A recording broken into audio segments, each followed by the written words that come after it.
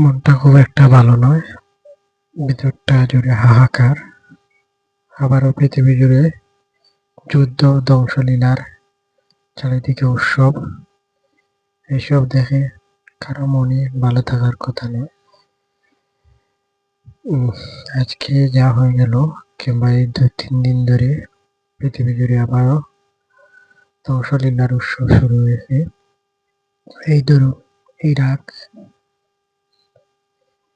Iran কিংবা মধ্যপ্রাচ্যের সকল দেশ এক হয়ে আজ যদি যুক্তরাষ্ট্রের মোকাবেলা করত এবং তাদের এই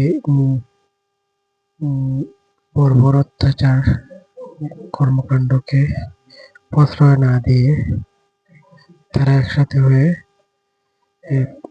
সবকে সমাধান করতে পারে।